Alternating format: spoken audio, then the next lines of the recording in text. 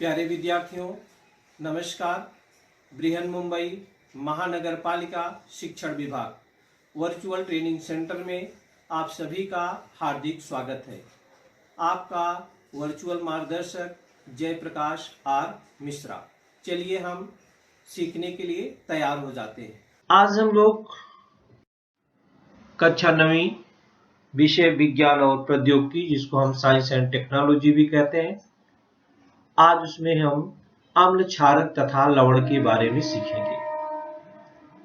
अम्ल, क्षारक तथा लवण, इन सब का उपयोग हम अपने दैनिक जीवन में अम्ल का भी प्रयोग करते हैं, क्षारक का भी प्रयोग करते हैं, लवण का भी उपयोग करते हैं। उसके बारे में हम जानकारी प्राप्त करेंगे। इस चैप्टर में हम लोग क्या क्या सीखने वाले हैं, सबसे पहले एक नजर उस पर डाल लेते हैं।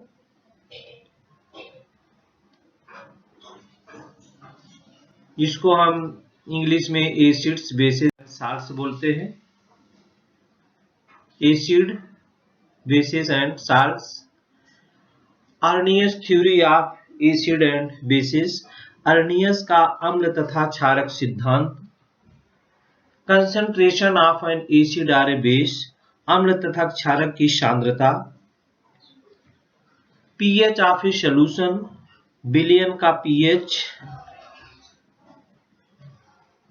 PH of N acid and base, अम्ल तथा क्षारक का पीएच। इसके बाद है क्षार, साल्ट्स जिसको बोलते हैं। तो आज हम आपको अर्नियस का अम्ल तथा क्षारक सिद्धांत के बारे में चर्चा करने वाले हैं। तो चलिए बच्चों, आगे देखते हम। आप दैनिक चीजों में बहुत सारी चीजों का उपयोग करते हैं खाने पीने में।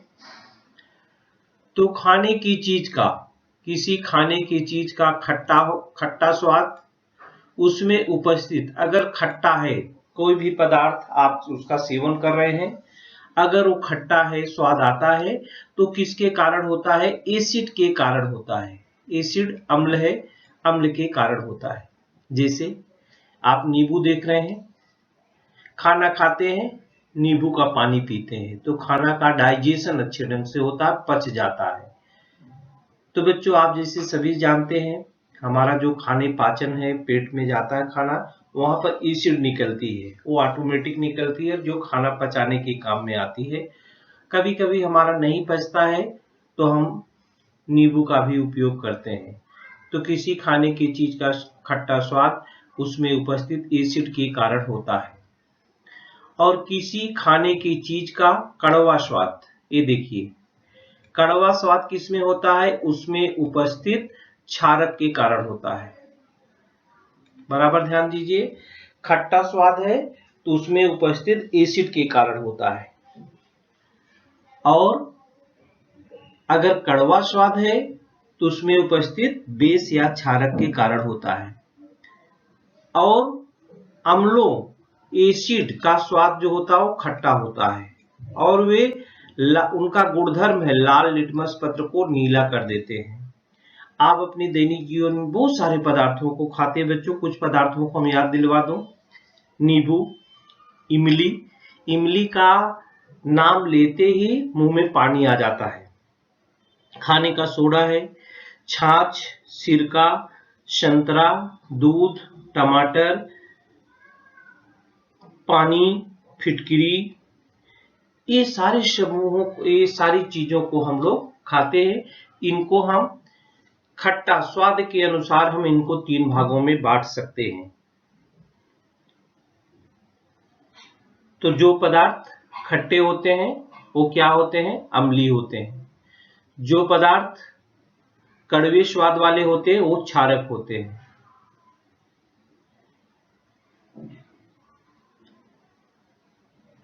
तो इस आधार पर हम कौन सा अम्लीय है, कौन सा क्षारीय है, उसको हम अलग कर सकते हैं। क्षारकों का स्वाद कड़वा होता है। क्षारकों, जो बेस है, उसका स्वाद कड़वा होता है, और वे नीले लिटमस पत्र को लाल कर देते हैं। क्षारक जब कैसे है, अगर आप प्रयोगशाला में चेक करेंगे तो क्षारक जो होते हैं उसका भी कोरा होता है। और नीले लिटमस को क्या कर देते हैं बच्चों, लाल कर देते हैं। और एसिड क्या होते हैं, लाल लिटमस को नीला कर देते हैं। एसिड क्या है, लाल लिटमस को नीला कर देता है, और क्षार क्या है, नीले लिटमस को लाल कर देता है।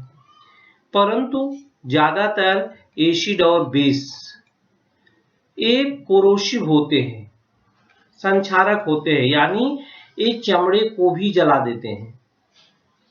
इन पर स्वाद का टेस्ट नहीं किया जा सकता। ऐसे भी एसिड और बेस होते हैं। ये तो जो खाने की चीजें हैं बच्चों, उसको हम चेक करके देख सकते हैं, जो खाने की चीजें हैं। और जो खाने की चीजें नहीं, वो एसिड है कि बेस है, उसको हम केवल प्रयोगशाला में चेक करके ही बता सकते हैं, टेस्ट करके ही बता सकते हैं कि वे अम्लीय है या क्षारीय है। कभी भी उसको आप चखने की कोशिश मत करिएगा। उनको हम सूचक की सहायता से है वो अम्ल और क्षार की पहचान करते हैं। बच्चों, आपकी बुक में प्रकृति में कई ऐसे पदार्थ हैं जो एसिड या बेस की उपस्थिति में अलग रंग ले लेते हैं। अलग रंग ले लेते हैं। ये एसिड और बेस में फर्क करने में मदद करते हैं। इन्हें सूचक कहा जाता है। इन्हें क्या कहा जाता है, इंडिकेटर बोलते हैं, सूचक। जैसे हाइड्रोक्लोरिक एसिड है HCl, ये आपके लैब में है। इसका गुणधर्म है ये लिटमस लाल रंग लेता है, तो ये क्या है, एसिड है। लिटमस क्या कर देता है, लाल रंग कर देता है, तो ये क्या है, एसिड है। नीले को क्या कर देता है, लाल कर देता है। ये देखिए कैल्शियम हाइड्रोक्साइड है। ये लिटमस नीला रंग लेता है, इसको क्या कहते हैं, क्षार कहते हैं। इस प्रकार का ये देखिए लिटमस पेपर होता है। ये लिटमस पेपर है, कागज पेपर कागज। आप इस पे एक बूंद खाली डाल दीजिए, वो क्षार है कि एसिड है, अपने आप पता चल जाएगा। ये देखिए यहाँ पर दिया लिटमस, सूचक इंडिकेटर है। ये नीला, नीले को क्या कर देती, लाल कर देती है। नीले को लाल कर दिया अगर डालते हैं उस पर आप लिटमस पेपर पर, तो क्या है, एसिड है। अगर लाल को नीला कर देता है तो क्या है, बेस है। जैसे फिनाप्थलीन एक सूचक है, ये क्या करता था, बेरंग होता है तो एसिड है, और गुलाबी हो जाता है तो बेस है। मिथाइल ऑरेंज है, ये लाल को नारंगी कर देता है, और ये बेस क्या है, पीला कर देता है। हल्दी पाउडर, ये आप चेक कर सकते हैं बच्चों। लिटमस पेपर है, अगर वो पीला हो जाता है हल्दी पाउडर डालने से तो एसिड है, अगर लाल हो जाता है तो क्या होगा, वो बेस है। अगर आप इस प्रकार से चेक कर सकते हैं एसिड है या बेस है, एसिड है या बेस है। एक उदाहरण है, जैसे एक फ्लास्क में जिंक के कुछ कण लीजिए और उस पर धीरे धीरे सल्फ्यूरिक एसिड डालिए। तो जिंक क्या है, धातु है, और इस एसिड है सल्फ्यूरिक एसिड, ये एसिड है। उस पर आप डालते हैं तो जिंक सल्फेट बनता है और प्लस हाइड्रोजन बन जाता है। जिंक सल्फेट बनता है, प्लस क्या बनता है, हाइड्रोजन। इसी प्रकार से जिंक कणिकाओं के आसपास हाइड्रोजन गैस के बुलबुले बनने लगते हैं। ये हाइड्रोजन गैस के जो होते हैं वो बुलबुले बनने लगते हैं। ये क्या है, हाइड्रोजन गैस माने सोडियम हाइड्रोक्साइड। ये तो एसिड आपने डाला, इसमें आपने बेस डाला है, सोडियम हाइड्रोक्साइड है, तो ये सोडियम जिंकेट बन जाता है, Na2ZnO2 और प्लस हाइड्रोजन बन जाता है। तो ये धातु है, ये क्या है, धातु है। धातु पर आप बेस डालेंगे तो लवण और हाइड्रोजन बनता है। अगर इन बुलबुलों के पास एक जलता हुआ मोमबत्ती लाए, ये पाप आवाज के साथ वे जल उठते हैं। ये तो आपने एसिड और बेस का उदाहरण देखा, किस प्रकार पर धातु से क्रिया करते हैं। ये देखिए कुछ मॉलिक्यूलर फार्मूला है, इनका नेम ऑफ द कंपाउंड इधर दिया हुआ है, एक उदाहरण दिया हुआ है, और इसका बेसिक रेडिकल क्या है, एसिडिक रेडिकल क्या है, टाइप ऑफ कंपाउंड क्या है। टाइप ऑफ कंपाउंड क्या है, इस आधार पर आप लिख सकते हैं। जैसे आप HCl को क्या पढ़ते हैं, हाइड्रोक्लोरिक एसिड। क्या पढ़ते हैं बच्चों, हाइड्रोक्लोरिक एसिड। तो हाइड्रोक्लोरिक एसिड इसका बेसिक जो है क्षारीय मूलक जो होता है उसका H+ है, और इसका जो अम्लीय मूलक है वो Cl- है। और है क्या है, यौगिक का जो प्रकार है, HCl क्या है, अम्ल है। HCl क्या है, एसिड है, जिसको हम अम्ल बोलते हैं। क्या है, बेसिड है, जिसको हम क्या बोलते हैं, अम्ल बोलते हैं। इसी प्रकार से HNO3 है, HNO3 को हम नाइट्रिक एसिड बोलते हैं, नाइट्रिक अम्ल बोलते हैं। इसको क्या बोलते हैं, नाइट्रिक अम्ल। आप लिख भी सकते हैं चाहे तो, नाइट्रिक अम्ल। HNO3 को नाइट्रिक अम्ल बोलते हैं, नाइट्रिक अम्ल। आगे लिख लेना आप, ये नाइट्रिक अम्ल है HNO3, ये क्षारीय मूलक है, इसमें H+ होता है, H क्या होता है, प्लस, और Br क्या होता है, माइनस होता है। Br क्या होता है बच्चों, ये माइनस होता है। और ये भी क्या है, अम्ल है, ये भी क्या है, ये एसिड ही है, ये क्या है, एसिड है। इसी प्रकार से HBr है, इसको हम हाइड्रोजन ब्रोमाइड बोलते हैं। इसको HBr को क्या बोलते हैं, हाइड्रोजन ब्रोमाइड।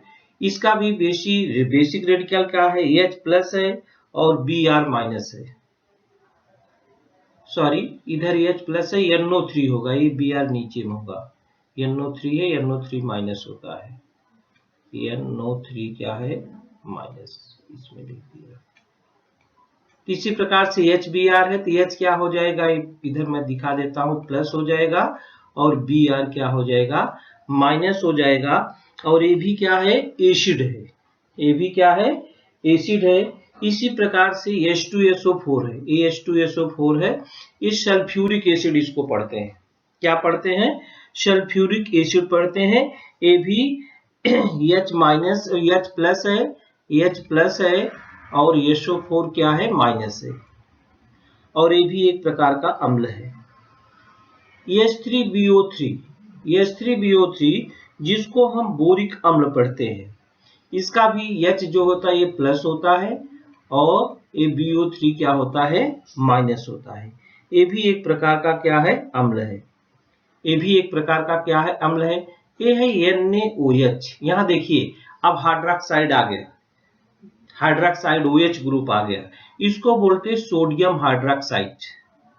तो Na इस पर क्या है, प्लस है, और OH क्या है, माइनस है। ये क्या है, एक क्षारक है, क्षारक है। इसी प्रकार से KOH है, इसको क्या पढ़ते हैं, पोटेशियम हाइड्रोक्साइड। KOH को क्या पढ़ते हैं बच्चों, पोटेशियम हाइड्रोक्साइड। इसमें पोटेशियम क्या है, प्लस है, और हाइड्रोक्साइड क्या है, माइनस है। तो ये भी क्या है, क्षारक है, ये दोनों क्षारक है, बेस है।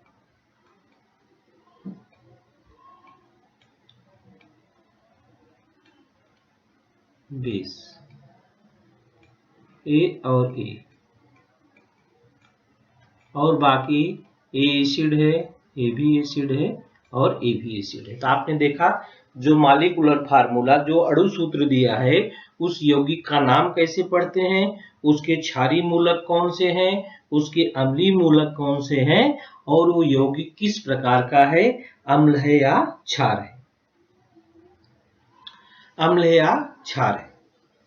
आगे हम आपको बताएंगे आयनिक यौगिक। आयनिक यौगिक जिसको आयनिक कंपाउंड भी बोलते हैं, आयनिक कंपाउंड। आयनिक यौगिकों के अणु, जो आयनिक यौगिकों के अणु होते हैं उनके दो घटक होते हैं, केटायन और ऋणायन, प्लस और माइनस। जैसा आपने देखा भी कि कुछ जो होते हैं अणु सूत्र क्षारीय होते हैं, अणुसूत्र जो उसमें क्षारीय मूलक भी होते हैं और अम्लीय मूलक भी होते हैं। तो आयनिक यौगिकों के अणु के दो घटक होते हैं, दोनों घटकों में विपरीत आवेश होता है। इन आयनों पर विपरीत आवेश होता है। एक उदाहरण हम देख रहे हैं सोडियम का, सोडियम क्लोराइड, जो नमक हम आप उपयोग में करते हैं, वो कैसे क्रिया करके बनता है। तो इन आयनों के विपरीत आवेश जब विपरीत रहता है तो उसमें अट्रैक्शन होता है। आवेश जो होता है जब विपरीत चार्ज होता है तो दोनों पर अट्रैक्शन होता है, और समान आवेश रहता है तो प्रतिकर्षण होता है। तीन आयनों पर विपरीत विद्युत आवेश होने के कारण उनमें आकर्षण बल कार्य करता है, और इसी को हम आयनिक कंपाउंड या आयनिक बंध भी कहते हैं, आयनिक बंध कहते हैं। जैसे यहाँ पर सोडियम देख रहे हैं, इसका मॉलिक्यूलर स्ट्रक्चर है 281, माने पहली कक्षा में 2, दूसरे में 8 स्टेबल है, लेकिन जो तीसरी कक्षा में 1 जा रहा है तो 8 होना चाहिए कम से कम लास्ट कक्षा में कितना होना चाहिए, 8 होना चाहिए, तो स्टेबल रहता है।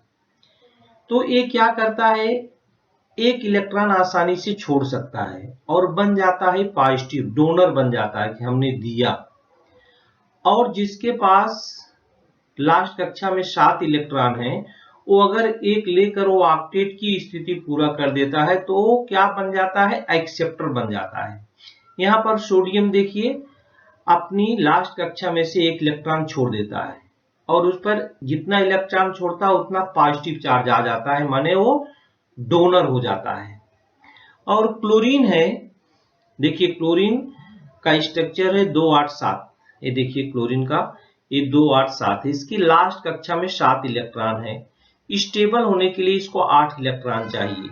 ये क्या करता है, रिसीव्ड कर लेता है, 1 इलेक्ट्रॉन रिसीव्ड कर लेता है, माने कर्जा इसके ऊपर हो जाता है, ये एक्सेप्टर हो जाता है, लेकिन इसकी कक्षा स्टेबल हो जाती है।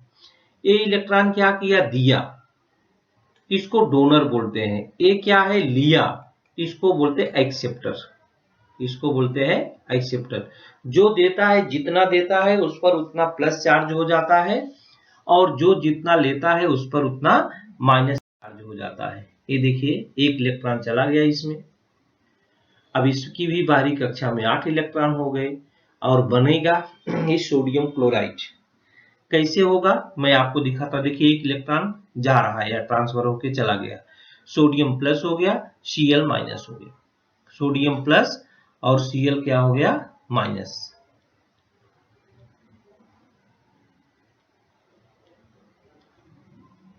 ये देखिए सोडियम प्लस आयनिक बॉन्ड बन गया, सोडियम क्लोराइड का आयनिक बॉन्ड है। ये देखिए सोडियम प्लस हो गया और Cl माइनस। उसका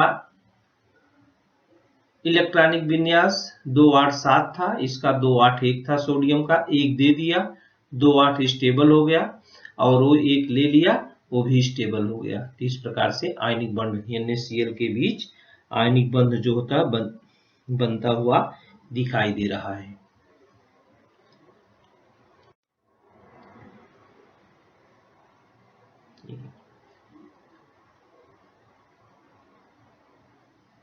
ये पॉजिटिव एक हो गया, ये ऋण चार्ज हो गया, तब दोनों के बीच में चार्ज क्या हो गया,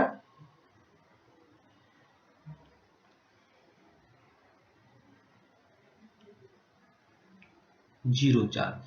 यही जीरो चार्ज जब होता है तो सोडियम क्लोराइड बन जाता है, जिसको हम नमक बोलते हैं, और उसको हम आराम से खाते हैं। आयनिक यौगिकों का वियोजन, आयनिक यौगिकों का वियोजन माने dissociation of ionic compounds. Dissociation of ionic compound कैसे होता है, एक चित्र के द्वारा देख ले।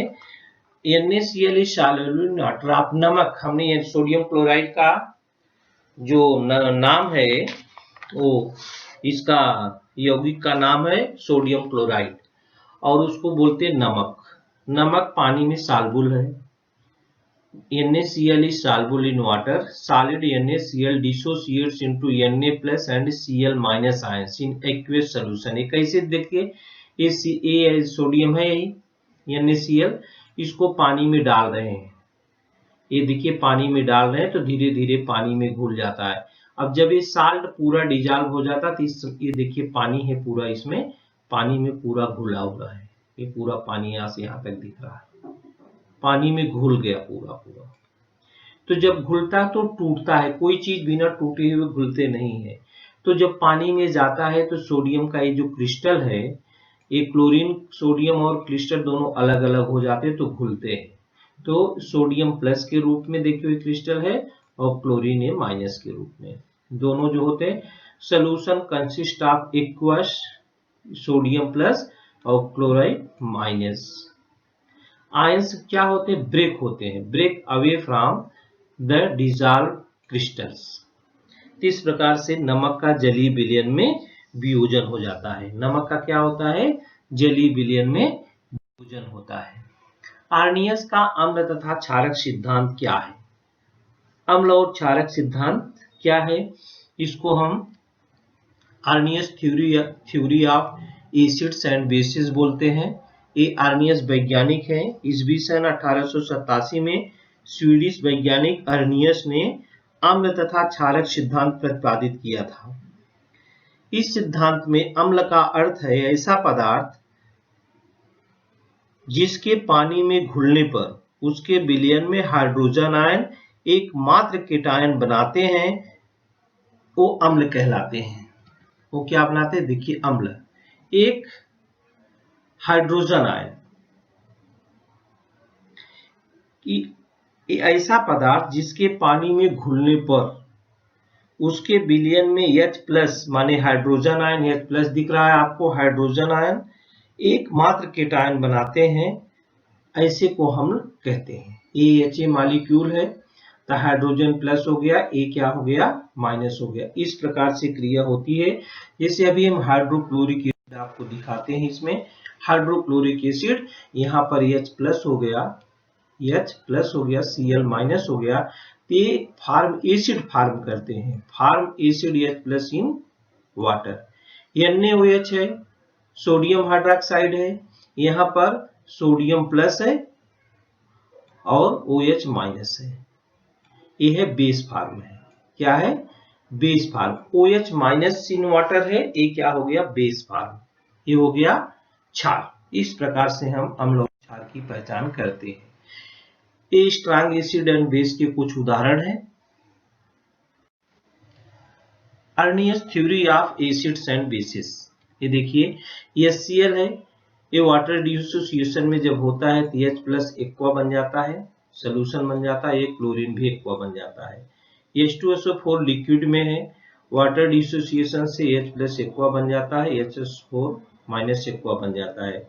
इसी प्रकार से HSO4 एक्वा सोल्यूशन है, डिसोसिएशन 4 होता है तो H प्लस एक्वा में और SO4 माइनस एक्वा में बदल जाते हैं। ये था आर्नियस का अम्ल तथा क्षारक सिद्धांत। आर्नियस का अम्ल तथा क्षारक सिद्धांत, इसे सोडियम हाइड्रोक्साइड है NaOH तो Na प्लस एक्वा में, OH माइनस एक्वा में होता है। कैल्शियम हाइड्रोक्साइड है, कैल्शियम प्लस एक्वा में, OH माइनस एक्वा में। इस प्रकार से हम आर्नियस के सिद्धांत के अनुसार एसिड और बेस की पहचान करते हैं। क्या करते हैं बच्चों? एसिड और बेस की पहचान करते हैं।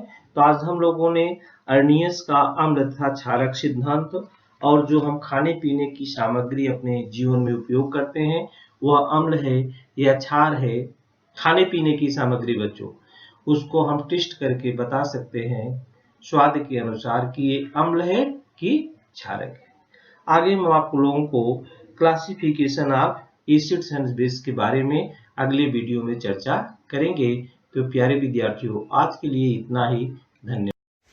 प्यारे विद्यार्थियों, हमने जो आज सीखा, हमें पूर्ण विश्वास है आप उसको अच्छी तरह से सीख चुके हैं और उसका आप अच्छी तरह से अभ्यास भी करेंगे। आज के लिए इतना ही। धन्यवाद।